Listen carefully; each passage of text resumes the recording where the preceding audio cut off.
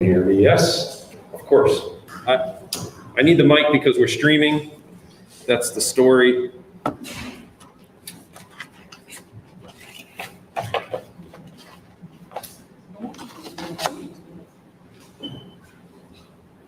Okay, everyone's coming out of their food coma. Awesome. First of all, thanks for coming on down. We're going to keep this kind of casual and fun and informative, of course. What's really important with today's theme is inclusivity and preparing the next generation of the workforce, right? And what we're doing about it. And what are the steps we're taking to really get our young kids to connect with the circle of education and careers in engineering and STEM.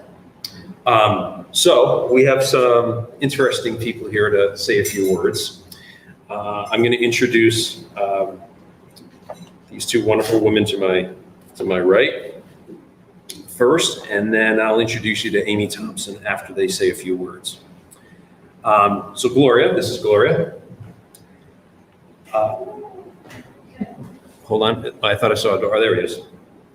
This is Gloria Ortiz Rivera. She's grounded in commitment to empowering students in ways that position them for success while always strengthening communities and local economies. She's an educator, a youth mentor, a coach, and workforce development champion. As the director of early college and career pathways at Ready CT, a Connecticut-based nonprofit organization and an affiliate of CBIA, Gloria works to advance Ready CT's career pathway priorities. This role is multifaceted and requires her to work directly with a broad range of stakeholders, including K through 12 and higher ed leaders, school staff, students, parents, and cross-sector business leaders. She's recognized by many for her inspiring spirit and ability to engage and connect with stakeholders, and her career includes roles with both corporate and nonprofit organizations in various capacities that educate and train young adults for post-secondary education, military service, apprenticeships, and employment. I'm going to add right in at this point that we have worked with Ready CT and Gloria on multiple projects, and we provide some high school engineering baselines for students that have enrolled in some grant funded programs here at Makerspace CT, and we've handed them off to Gloria, and they went on to get some summer internships. So the program works. There's solid retention there, and what Ready CT does with our youth in this area is incredible, and they have metrics to prove it. She holds a bachelor's degree from Springfield College, a master's degree from Minot State University, and is currently pursuing a doctoral degree in education at the University of Hartford. She's a plant enthusiast. I am. Yes, she is. Currently, not me, but maybe her. She's writing her first book. She's learning guitar, and she lives in Connecticut with her husband, Jose, and they have 2 sons. This is Flora. Flora Padro is currently the principal of Hartford Public High School. Her career within the New York City Department of Education began in 2005, and she began as a New York City Teaching Fellows. She secured her MS degree in urban education and obtained licenses in special education, generalist education, and school business leadership.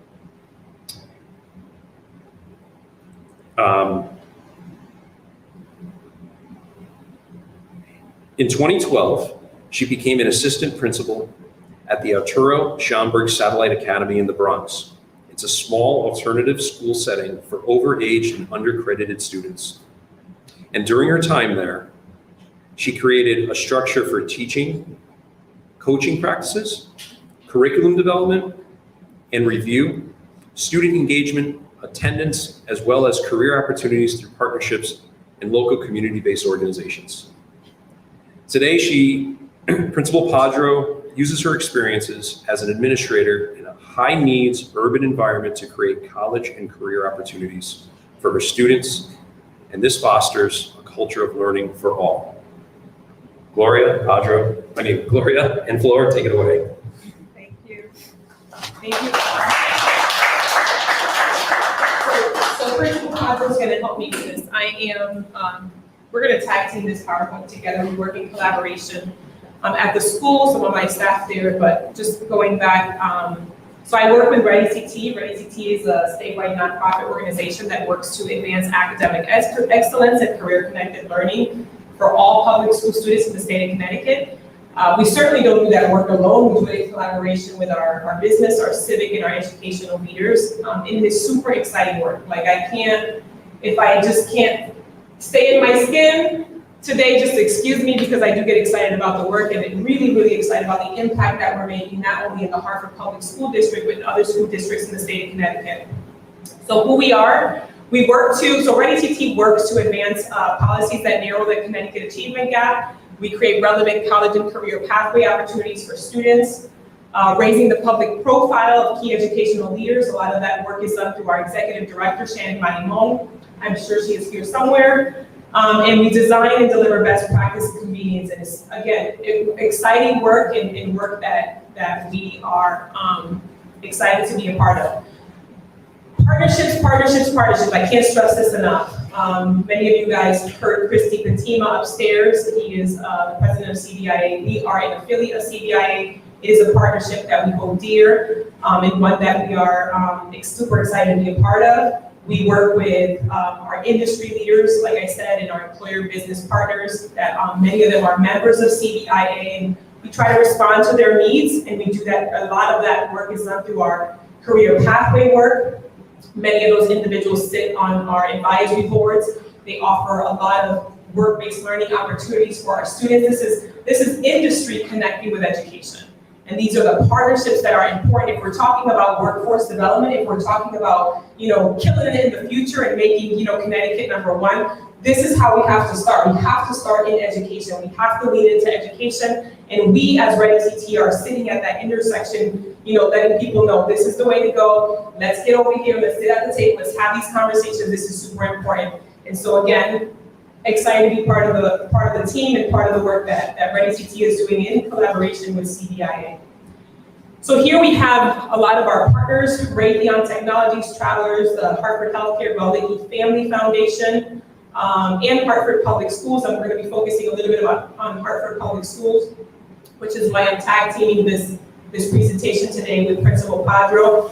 But I, as a director of early college and career pathways, my specific role is to oversee the college and career program managers, including our work-based learning coordinators that work to support the pathways. And we're talking about the pathways that are in our comprehensive high schools, including in East Hartford in our school pathways there. And they include pathways like IT, engineering with a little flavor of manufacturing. We have our allied health pathway, insurance and finance, computer science, leadership and public service, and soon journalism and media.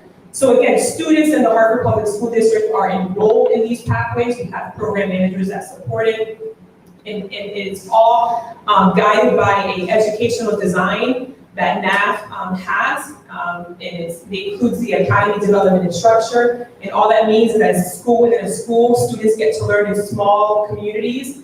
They get to opt in. They have student choice and student voice. There's also that curriculum and instruction. There's specific curriculum that aligns with industry. We have industry advisory board members that contribute their input and say, oh, this is not what we're doing in industry anymore. So it's important to have these industry partners that review our curriculum, that look at the instruction, and can also say, let's talk about stackable credentials, because not everyone is going to college, right? So let's talk about what stackable credentials we can get them, and what other opportunities we can offer to students that may include either a 4 or a 6 month or a 12-month certificate program, on-the-job training, pre-apprentice opportunities, or even military. But we also work to try to encourage students to engage in 2- and 4-year college experiences as well. And last but not least, we have that advisory board component in the work-based learning. That's really what our focus is going to be today, is the impact of the work and how are we involving students in more of the work-based learning activities that we have. You want to take it away here? Sure. Hi. So when we're talking about the work-based learning experiences, I want to stress from the educational side that it goes a little deeper than just the experiences we provide. So yes, I'm going to mention that we do a lot of job shadowing, that we do mock employer interviews, and you guys are going to get to see some of our students doing these mock interviews with some of our community partners that are gracious enough to come and set this up for our students.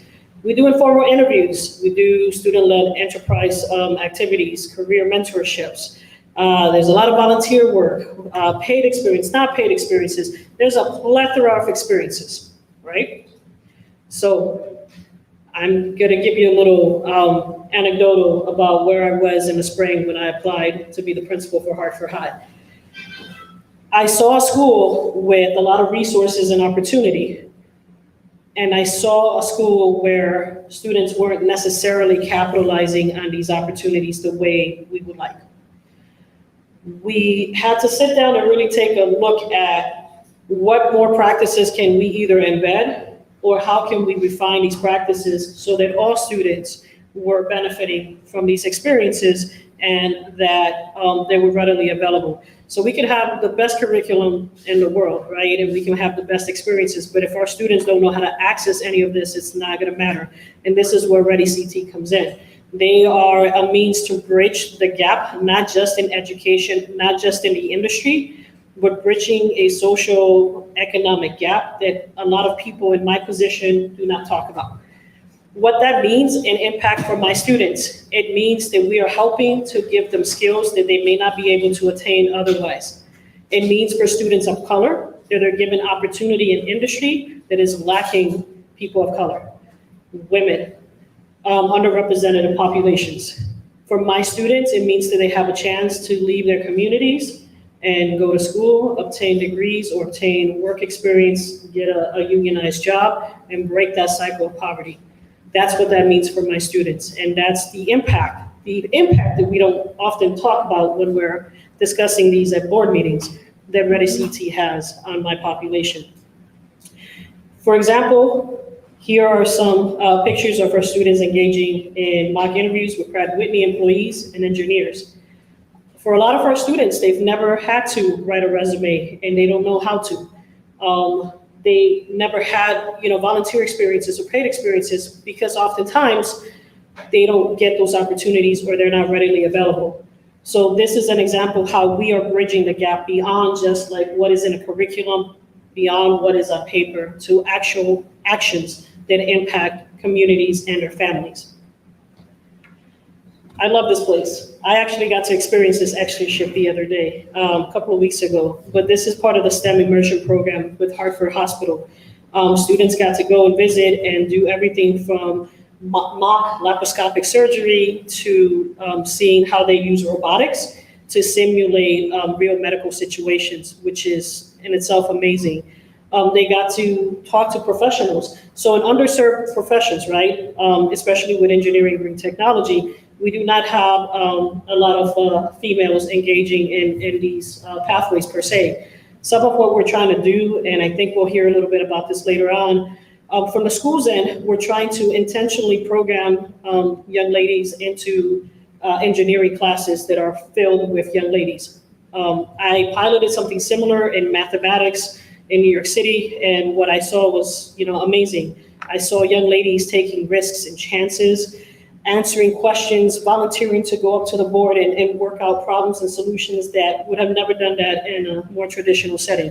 I saw students that were labeled as problem students actually participating and getting excited, even if the work was incorrect, even if they were unsure of themselves. They formed a community of other students who supported them.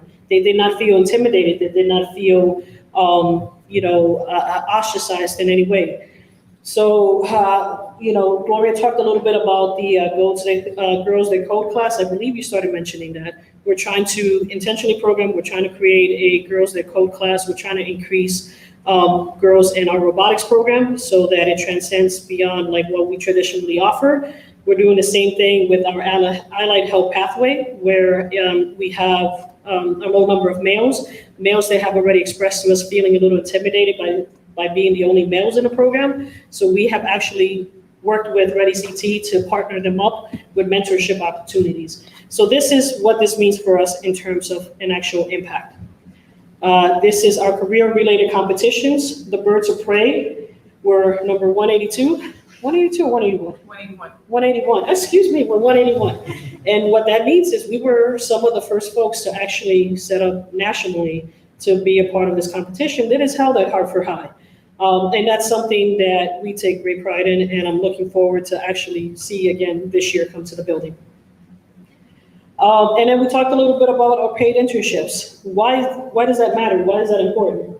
In our communities, a lot of our students babysit at home. A lot of our students have travel issues. A lot of our students don't necessarily have food at home or other resources. Having these paid opportunities allows the parent to understand that the student will not be missing out on something if they have to go and work. They can get their academics, they can get experience, and they can get paid for it. And for the students as well, this is something worthwhile coming out and doing.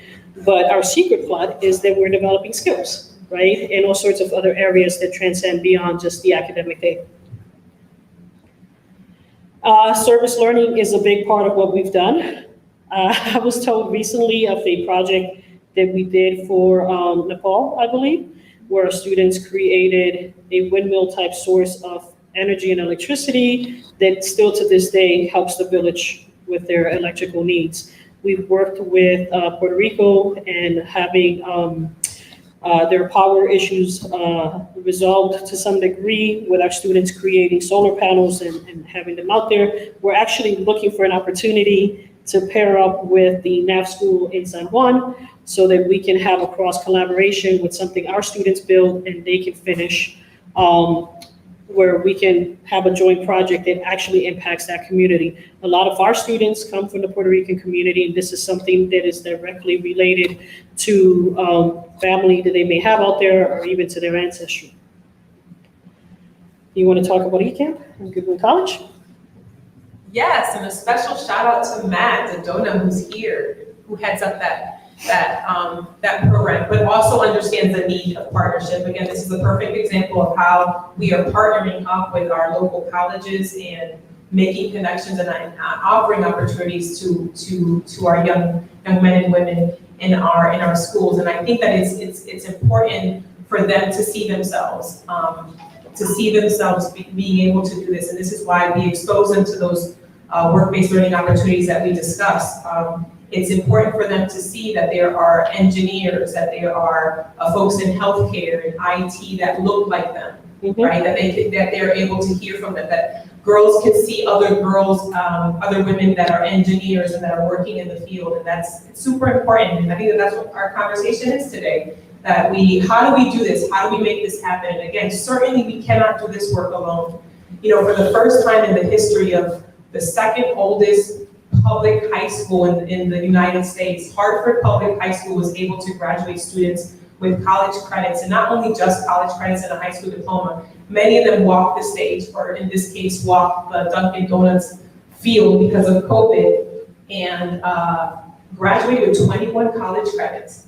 21 college credits, and many of them went back in the fall. They're wrapping up that 35 credit certificate program, and we're excited to see, again, young men and women are able to engage in what we call an industry that's in high needs. We need more people in manufacturing in the state. We talk about the silver tsunami that's happening and how are we filling in these entry-level positions, and this is how we do it in partnerships. So there's just a couple more slides and our time is almost up, or it is up. But we have here are our comprehensive training series. I'm not going to go through all of them, but this is what we offer as Ready CT. We offer these opportunities for our young students at the high school level. We're hoping to lead into middle schools and able to offer this, and not only just in Hartford and in the school districts that we're in New Britain and Bristol and East Hartford. We're a statewide nonprofit organization. And there are so many opportunities for folks to really engage with us. And this is a call to action. If I haven't covered it, I'm sure that it's covered on our website. If you go to readyct.org, you will find a whole laundry list of ways that you can connect. You'll see videos and testimonials of how the program has worked for students and how it has also impacted partnerships in our employers as well. And last but not least, I would leave you with this. This is just some of the employer partners that we work with. There's nothing wrong with working with McDonald's or Walmart or any fast food restaurant or Dunkin' Donuts. I love me some Dunkin' Donuts. But we really strive for high quality internships. And so it's important that we leverage that partnership once again with CBIA, meeting the needs of our members, the CBIA membership. And also, again, as a way to engage industry in partnering up with us to meet the needs of the populations that we serve and getting them more excited and engaged in STEM careers. That's all I have. Mark, do you have anything else that you want to add? No, I think we can. We can do questions afterwards. Yep. Yeah, I just want to add to that. So we had a program here that we put together called CAD Readiness. What is that? It was a 5-Saturday program that we came up with because we had a grant and we went after Ready CT. We said, hey, who can you give us? And we ran this thing for 12 students every Saturday for 5 Saturdays. And turns out the kids were really awesome. And they wanted to be here. The computer lab is right outside these windows right there. That's where they work every Saturday for about 5 hours. And you did multiple cohorts. We did multiple cohorts. Oh yeah. So it's multiple cohorts. So it's 5 Saturdays. We did 5 cohorts and then it turned into 6 because Ben is our instructor. He's sitting right here. The need was high. The need was high. And so we said, okay, we can swing this. And we made it work. Ben made it work. And then those students started raising their hand here and said, we like it here. Can we get our internships here? And I went after Gloria and her team and I said, hey, I got an idea for a new program. We're going to call it CAD Plus. And she's like, what's that? And I said, well, we're going to take the skills they just learned and give them a 100-hour internship here, paid. Filled it up. We put 16 kids through it. Then they started mentoring each other. We had more kids coming from CAD Readiness coming into this room, which was called CAD Plus. We did full-on interviews just like they presented here. And I treated these kids like employees. And they stayed and they learned a lot. If you go on YouTube under Makerspace CT, there's some really killer videos of these kids talking about, you can see them in this room. This was a lab. And doing all this 3D modeling that they just learned and putting their skills to work. We retained them, we taught them new skills, and then they went on to more internships over the summer. So good job, Ready CT, for giving us some amazing kids. If you guys want to switch out laptops. So I'm going to introduce Amy Thompson. Here she is. Come on, where? I'll set up. I'll set up. Oh, you go ahead, set that up. So Amy Thompson. Dr. Amy Thompson joined UConn in 2017 as an associate in residence professor of systems engineering and as the associate director for UTC's Institute for Advanced Systems Engineering. She currently teaches graduate level engineering courses in model-based system engineering and systems engineering fundamentals, and coordinates the online graduate programs in advanced systems engineering at UConn. Prior to joining UConn, she received her BS in industrial engineering, MS in manufacturing engineering, and PhD in industrial and systems from the University of Rhode Island. She taught systems engineering to undergrads and grad students for 6 years at the University of New Haven. And she's worked in industry as a manufacturing engineer, process engineer, and production maintenance supervisor, and has led efforts to develop and scale up production facilities and production lines. Her current research portfolio includes the application of model-based systems engineering for the design and optimization of complex systems, model-based fault detection, and diagnostics for HVAC. Yeah. Notice I turned it down in here a little bit so we could all hear. It's because of her type of research, we can control these things on our phones these days. In 2018, she started the Smart Buildings Connecticut program at UConn with funding from Eversource and UI. And she's part of the leadership team at the University of Connecticut and the University of New Haven. And that's going to lead a newly awarded U.S. Department of Energy's Southern New England Industrial Assessment Center. And this assessment center is going to offer no-charge energy audits to 20 manufacturing companies in Connecticut each year. It's going to help them lower their energy costs and usage. She was also the recipient of the U.S. EPA Environmental Merit Award in 2017. Amy Thompson. Hi, everybody. Can everybody hear me okay? Yes. So that's quite an introduction. Well, so, you know, I'm a person, I'm a little bit of a unique faculty member in that I spent half of my career in industry before going back and earning my graduate degrees. And so I worked for 10 years in manufacturing and really loved my experiences there. I feel like even some of the happiest work cultures and the most diverse work cultures I worked in were in manufacturing facilities. And I had a chance to learn from great female leaders in the manufacturing world and also, you know, basically great diverse teams. And so I had the opportunity to not only improve manufacturing processes and engineer, but also got a chance to actually design and build entire facilities, entire manufacturing lines, you know, before I went back to earn my degrees. So, you know, maybe I'll talk a little bit more about that when we talk about kind of the quality of, you know, careers in engineering and careers in manufacturing specifically. So, so, you know, so I'm going to talk a little bit about, you know, what we're doing for diversity and inclusion at the engineering academics. And, you know, what are we doing to attract more females and more minorities to engineering? And then what are we doing to help retain them, you know, once they get to college and we don't lose them and they don't drop out? And, you know, what are we doing to support the manufacturing workforce? And so, you know, I guess I'll be like, the former speaker, I'll start off with some Debbie Downer statistics for you, because it's mainly to just focus that it's a real problem. And we've made some strides, but we're not there yet, right? So, you know, basically, you know, STEM workers are kind of interesting. The statistics for this is that there's many fields, and it includes healthcare workers. And so for STEM occupations increased about 80% since 1990, pretty significantly.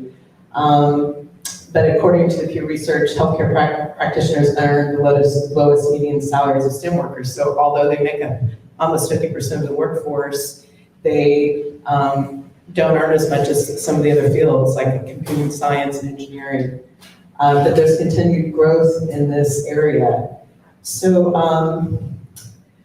white workers represent the largest racial demographic in STEM fields. It's still 69%, so we're not, you know, we're not there yet. And although women constitute half of the STEM positions, they do so only in health industry. And the percentage, you know, of women and minorities in engineering and STEM fields is still very low in all of the other areas of computing science, engineering. So, you know, what are the stats? So this gives you a little bit of a snapshot of, you know, percent in the US, percent in STEM fields, that there's still very low representation by Blacks, Asians, Hispanics, and American Indians in our STEM field. And then their salaries, there's a salary gap, right? And that's what we really want to work to overcome. So the women in STEM profession, still not great, right? So healthcare practitioners and technicians have almost 75% women in their STEM fields, but the others are very different, right? And very heavily. So engineering is still down there at 14% women, which is a low amount. You know, and so if you work in this field and that you're doing this every day, you know, most of my days I am not in rooms with any women. I go to meetings and there's 20 men and I'm still the only woman in the room. And it shouldn't be that way, especially now.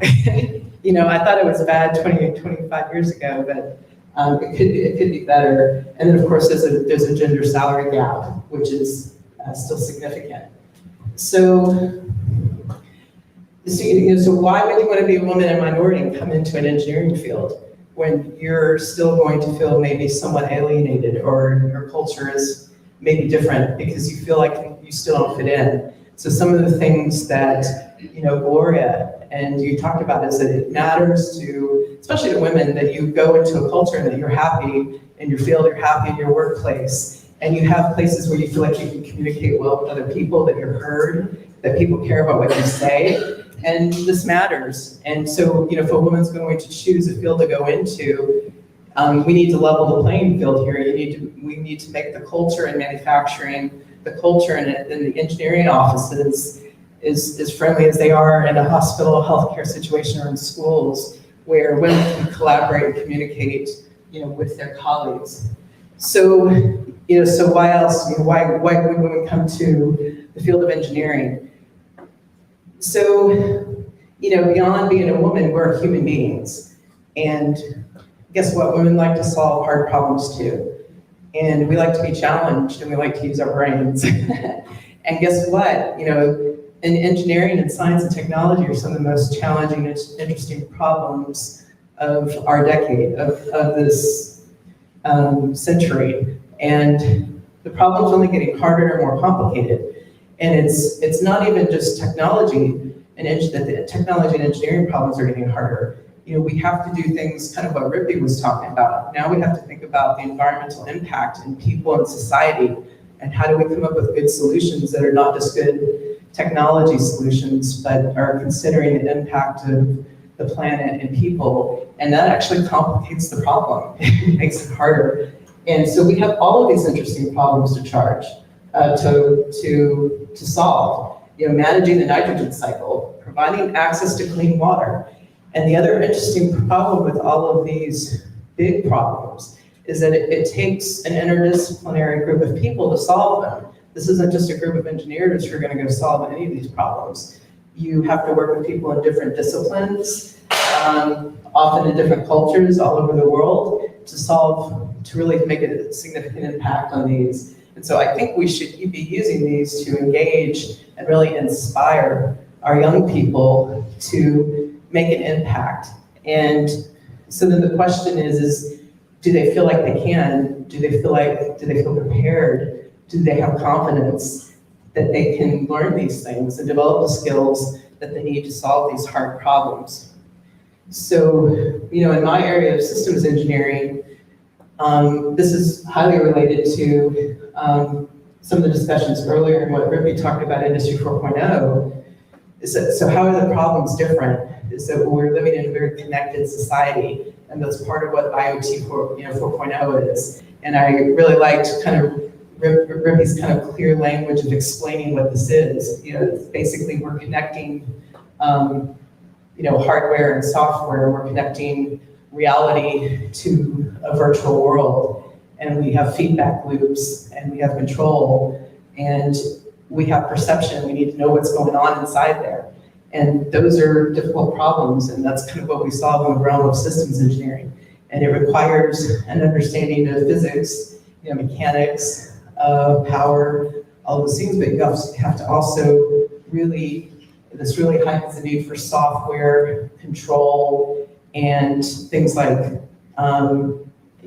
basically visualizing data and ways that people can actually understand when you have these highly automated systems working, that people actually know what's going on with them, right? These are all the really interesting types of problems that the next generation of engineers need to solve. And in manufacturing, manufacturers have to be able to build these things. So not just that engineers design the complexity, but manufacturing has to adjust the way they manufacture these things, because they're highly connected and they can be more complicated to assemble and to make. And then, the manufacturing system itself is a complex IoT system. And, manufacturers are also going to be changing their systems, because you want to be able to use historical data and information better. You want to have better control systems so that your manufacturing systems are more reliable, more predictable, more efficient. And so you're going to be adopting the same strategies that we use to optimize an HVAC system or optimize an aircraft system for optimizing a manufacturing system. and they're going to be, more highly connected. So, what are the benefits of this organizational diversity is, the nature of the problems are harder, right? And you're going to need more diverse teams who can think in different ways, bring diverse backgrounds and cultures to solve the problems. And, research shows that those organizations that have more diverse teams are more likely to gain above, average profitability. So companies with below average diversity scores tend to earn less than revenue than businesses with higher rates. So there's research showing that, diverse teams actually perform better, and it affects your bottom line. So why care? I think most people know, if you've ever worked, if you've had a chance to work in multiple teams, the ones that are more diverse, you have people raising more interesting assumptions, really understanding maybe different ways that different cultures and different types of people use the product. And so you can come up with better solutions faster and actually converge to a solution, in a really meaningful way. So, so in academia, I think one of the issues we have is it's not just a individual problem that we have in academia, it's an institutional problem. So if you have, a lack of diversity or discrimination, it's often institutionalized. So, so what does that mean? And how does that affect students, choosing to enter a STEM field, to go and take math and physics and programming and learn how to design and build systems, and then come into the college environment, or do they want to do this? So, for me personally, I'm older generation, but when I first stepped into, at 18 years old, into a college classroom, which was my first engineering classroom, it was a big auditorium classroom of 175 people, and there were 5 women. And it doesn't seem like a big deal, but, from being at a high school where my calculus class was 50% female and my physics class was 50% female, I walked into that classroom and I thought, oh my God, I just made the biggest mistake of my life. And you never want someone to feel that way, right? That they're walking in and thought, oh, I made a mistake. Maybe I can't do this, right? You don't want people to feel that way. And you feel like, that's intimidating. And it takes a long time to fix because it's institutionalized, right? So the problem with the institutionalization is that it persists and it takes a while to fix. So, in my department still, to this day, there's about 35 faculty members in electrical computer engineering, and there's still only 4 of us who are females. So it's still, a very low percentage of women who get to a certain level. And so there's still like a glass ceiling, even in academics. And so, the culture matters. And I put that group of guys there because, the problem when you walk into a physics class of 175 guys, you have lab sections. And, you basically have to walk around to groups of 4 guys and see who will take you. And that's not fun either. And that takes, some multiple trials. And I even had lab groups that I had to leave and go to another group because it didn't work. And so the diversity matters because you want to have people who you can understand and communicate with you, who believe in you and trust in you and believe you deserve to be there, right? So, so the other thing that happens at universities is that, the resources are different. So, the resources that are available to junior high and high school students to support them, in their STEM field, when you get to college, that changes a little bit because you're relying on your faculty members who are technical advisors, but a lot of us aren't trained to be the other type of support advisors that students need to help them succeed professionally. And so we need more services at a university to help, women and minorities be successful. And it's a lot of them, especially if you're first generation college student, it's not like you can go home and talk to your parents about this when you have issues or you're struggling. And then if you have a classroom where nobody else isn't going to understand your issue, you need people to talk to. And so I think universities are getting much better with, a lot of the diversity and minority programs are targeting this very issue, is trying to provide more support than just technical support, but support that helps the student, when they run into issues and problems, all the reasons why they might drop out, we want people who can help them build up their confidence and help them get through, and also direct them to resources that can help them, right, and be successful in college. So, so what else is a problem? So, science textbooks, they still, most of them, all of the work in scientific discovery is still mostly talking about the work of men, and they don't include a lot of work from women and minorities, and it's actually getting better. You can see the percentage before, there's only 9% of the references in those were from women and minorities, and now it's up to 20%. It's better, but we have a long way to go, and that's kind of the institutionalism, the institutionalization of the problem.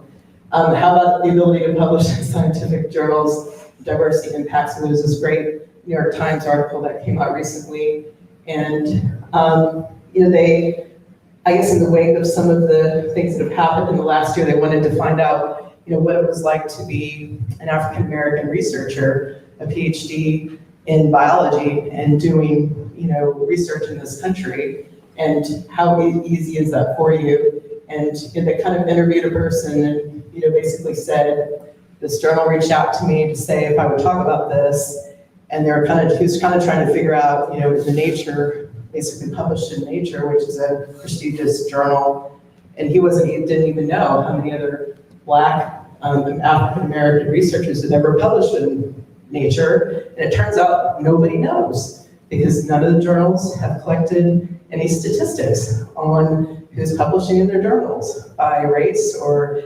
ethnicity or gender. And so it's just a big question mark. Nobody knows. I'm assuming they're working on that, but they didn't know. So, and there's not a lot of diversity in leadership in academia either, and the stats are not great for that.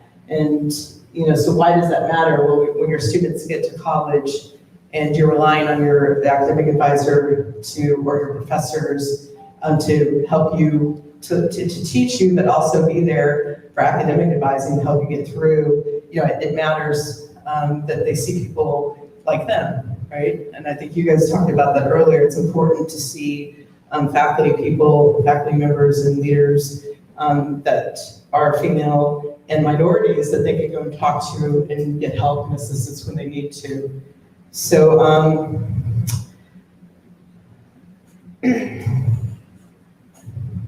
and I think the other thing there, which is big, is that students are exposed to perspectives, beyond the dominant majority. And so, I think the important thing to remember is diversity isn't there just for the minorities and the females, is that, white men, also benefit from being part of a diverse community. It's not just the minorities. So Title IX still plays a big role at the university in helping to make sure, at least for gender, that there's not gender discrimination. And it became a bigger issue in the last few years with the issues of, sexual violence and sexual discrimination with students on campus. And that law is still there to help protect female students on campus in lots of different ways. And a lot of people don't know, but the law is really open, and it's actually there to protect men and women from sexual discrimination and sexual assault. So, so effective STEM diversity programs, from my point of view, from looking at the programs that we have at the university that really help students succeed, if you want the program to really be impactful and not just be window dressing and talk and something substantial and real, you really need to have stakeholder and community involvement. So at our School of Engineering, we have the diversity and inclusion programs. We have several programs, and we have a new institute that's focused on this. And what we really want is for those folks to make sure they're out in the community and talking, understanding what the issues are with stakeholders in the community. You need leadership and commitment to create a plan. And the reason why that plan is important is because when you have to create a strategic plan, you have to plan to operationalize it and put resources on it. And so again, there's a lot of, you can do a lot of lip talking about diversity, but it's not really going to do anything if don't have the resources and the plan for that and actual funding to support it, so that it's not just window dressing, it's for real helping students. And we want to be able to connect students to mentors and resources. So a lot of the programs that we have at the university help to do that. You want to connect faculty and staff to the resources so that we get better at helping students. So as we get a more diverse student population, do faculty know how to deal with that? Or do faculty have the resources to go to when they need help supporting the diversity or diverse student population in their courses in their classrooms? We want to establish knowledge and learning about diversity for faculty and staff, and ultimately we want it to be results oriented. You have to tie that to kind of funding and promotion. So here's the things that I guess are most interesting. So what do we actually do at UConn to promote diversity and inclusion? So we have a bridge program for undergraduate students. This program has been in place since 1988, which is really amazing to me that it's been in place that long. And when it started, it had about 13 students in the summer, but it's grown to where we have over 80 plus students every summer. And so what that bridge program does is when you have students from diverse backgrounds, or if they're from an underrepresented group and they get accepted into engineering, they have the option to do this summer program. And it's really to help them up their skills, but also provide them with the support skills that they need for, how do you get through your program and how do you stay here and not drop out? What are some of the skills that you need to have for time management, professional skills, communication skills? Are you aware of the resources that are available to you here on campus? And then there's also some technical skills development. We started a Bridge Plus for doctoral students, so that we have more diverse populations coming into grad school, and that there's actually support for them. And so there's the summer program for them, and then there's services available to them throughout the year. And so we had 8 students in that for engineering doctoral students, so that they hopefully stay and finish and succeed. We have an Engineering Your Future, and that's a program that we run for 8th grade females. So this year we had about 250 girls online for 2020. It started in 2005, and it's really to engage women when they're young to promote these STEM fields, because I think what all the research shows is that you can't wait till a girl is 17 or 18 and try to then promote them to come to engineering or computer science or STEM field. You really have to start early to make an impact for girls and boys, right? So based upon that, we started a Minority Year Future, and that's for 8th grade underrepresented males. And so a similar program that we ran for females, but the underrepresented males also need to be exposed to the opportunities in engineering, and also to gain some confidence, and those programs help do that. So we have a Sisters in STEM program. This is targeted for 10th grade high school women of color, and it's basically confidence and community building, and a multiplier options program for 8th grade females. There's a Spark summer program, and we have a new Boss Lady program. So, basically we have funding for all of these, and these are a lot of the programs that are actually, these are the real resources with funding to help promote students not only to succeed and retain in college, but also we know that we have to be reaching out to the community in Connecticut, to younger students to run these programs, to get to come to UConn, experience the college environment, get to go into labs, and see some of the really cool experimentation equipment that we have, and really get them excited about STEM fields. So I think, one of the things I'll note about, getting people, excited about this when you're young, and I know there's a lot of coding programs out there, but for myself as a young person, I don't think I was somebody who, if you looked at, said, oh, that person's going to be an engineer. And I think it took, somebody reaching out to me to say, are you interested in this? So, I think my father, who didn't really live with us. He was, my parents were divorced. He came by, I was 15 years old, and he dropped off a computer. And I called it the drop kit gift because he kind of left it and went on his way. And so I got that computer, and this was before the internet. And so I plugged it in, and I had a printer, the dot matrix kind, and he left a bunch of floppy disks and some books, and I started playing Pac-Man and a bunch of games. And then after about 2 months of playing the games on the computer, I kind of was looking at this computer, and I started thinking to myself, how does this thing work? And there's some books there.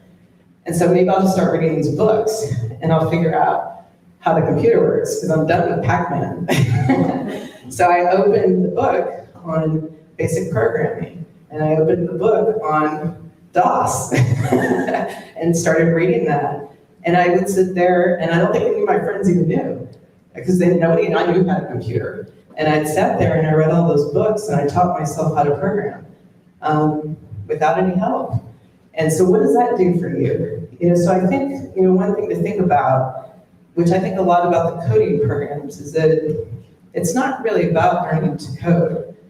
It's about, learning something independently and building confidence in yourself that you can solve a hard problem on your own.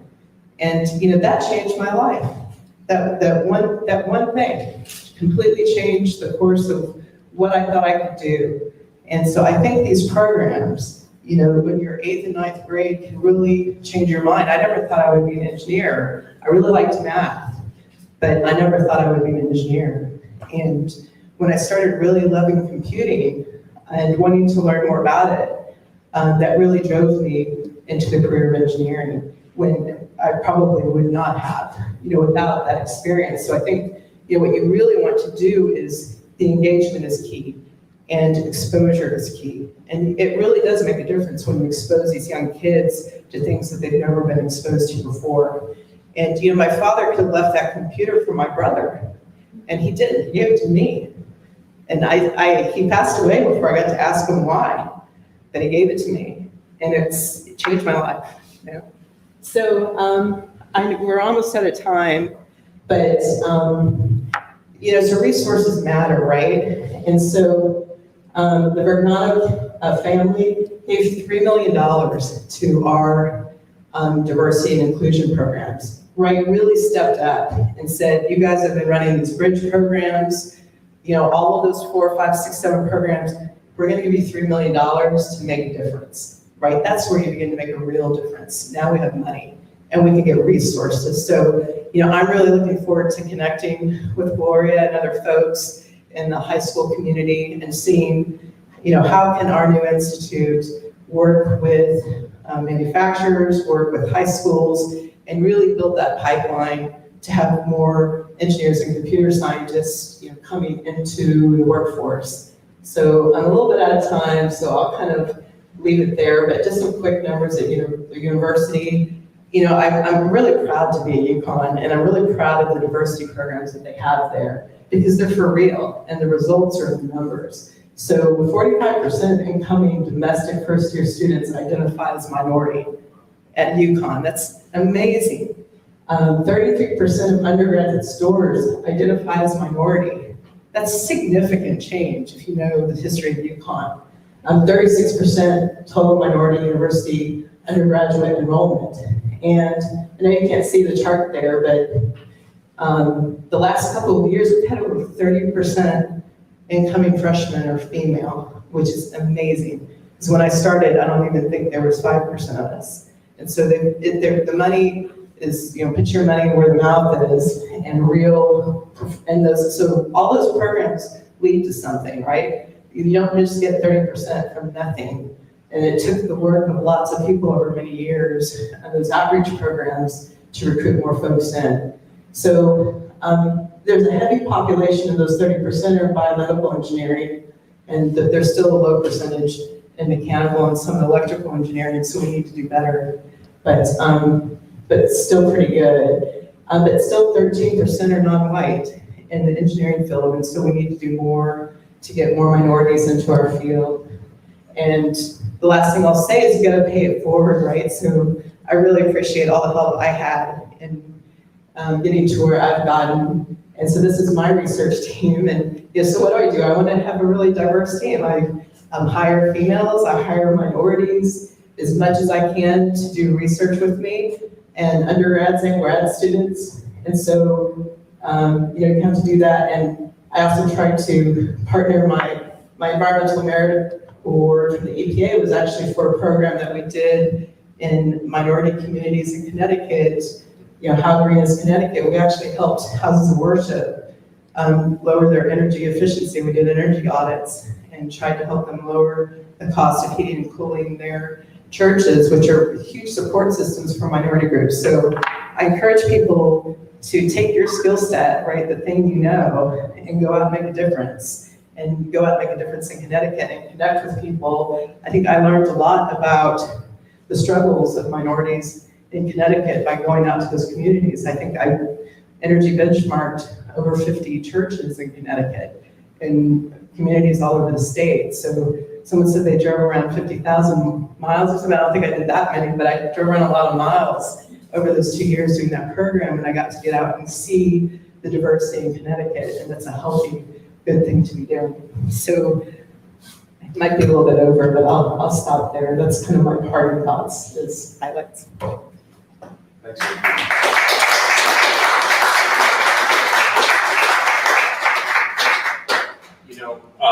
Just take the mic really quick. These three women here are influencers. They run programs that build confidence. It's clear, and this is die-hard work for all three of them, for sure. And there's so many more out there working hard for our community. So I thank you. I thank all three of you. And I know we were hoping that maybe we'd have all three up here banter a little bit, but we're going to head upstairs soon. But thank you for all the hard work you do. If anyone could see the chart, I don't know if you could, but I did. There's one person, I guess, that enrolled from Hawaii, Hawaiian native. I can't blame Hawaii for not coming to UConn to enroll, but that number doesn't surprise me. But thanks for sharing the facts. Super enlightening. And I have some parting gifts I want all three of you up here. These are, again, laser cut and assembled by some of our females here in our shop as well. Flora, thank you. Amy, thank you. And Gloria, thank you. Here you go. Thank you so much. Thank you. Sure, just a little something. CAD design is something we teach to our Ready CT students, and all the CAD that they learn is something that's put into an award like this. It's sometimes it's the simple things that I tell them that really can open up doors to careers and pathways that they don't even know are available. And it's women like this that expose them to these opportunities. And we do that here as well. And we're thrilled to have all this knowledge in this room all at once. So let's give them a hand. Thank you very much, all three of you. We are gonna head out, grab some water or something, and let's get back up to the atrium. You all know how to get up there now. And there's gonna be a panel discussion. Thanks, everyone. Really great.